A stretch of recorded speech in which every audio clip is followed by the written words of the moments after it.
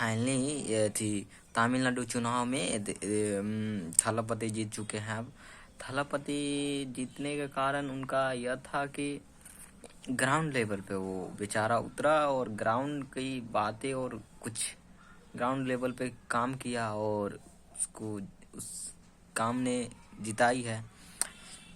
तो मैं तो इतना कहना चाहता हूँ कि विजय थलापति के पिता हैं जो वो डायरेक्टर भी रह चुके हैं, उनके मम्मी भी थी, तो वो संगीत गायिका थी, गाना गाती थी। तो उनके बारे में मैं ये बताना चाहता हूँ कि उनके पिता थलापति के पिता ने एक पार्टी बनाई थी, उन्हीं के नाम से बनाई थी। तो उन्हीं के नाम से बनाई थी, थलापति शायद ऐसा ही नाम था वो पार्टी का। तो पार्टी बनाई थी।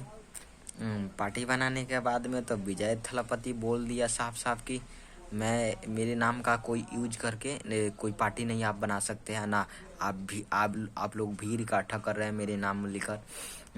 तो उन्होंने अपने पिता पे ही केस कर दिया और माँ पे, पिता पे और कुछ 10 लोगों पे केस कर दिया।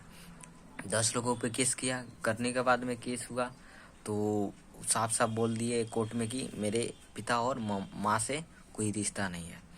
तो रिश्ता भी उनसे कुछ मनमुटाव भी चलने लगा उसके बाद से। तो 2 साल के बाद में अब थी फिल्मी दुनिया से रिजाइन दे दिए। फिल्मी दुनिया से रिजाइन देने के बाद में वो बोले कि अब मैं ग्राउंड लेवल पे उतर करके लोगों की समस्या को हल करूँगा और सुनूंगा भी, उनका समस्या जल्द से जल्द ख़त्म किया जाए, इस लेवल पे मैं काम करूँगा। तो उन्होंने फाइनली उतरा और 2 साल मेहनत किया। 2 साल मेहनत करने के बाद में आज विजयी हुए हैं। लगभग उनको सीट मिला है 102 सीट मिला है।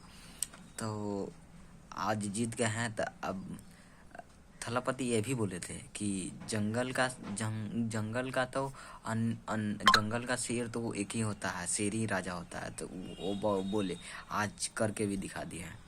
तो आप लोगों को क्या राय है इस पे कमेंट कीजिए और बताइए हमको। ज़्यादा से ज़्यादा लाइक कीजिए, शेयर कीजिए। यही मेरा रिक्वेस्ट है। बस उतना फ्रेश तो नहीं बोल पा रहा हूँ, मैं नया हूँ, उसी के लिए माफ़ कीजिएगा, सॉरी। चलिए।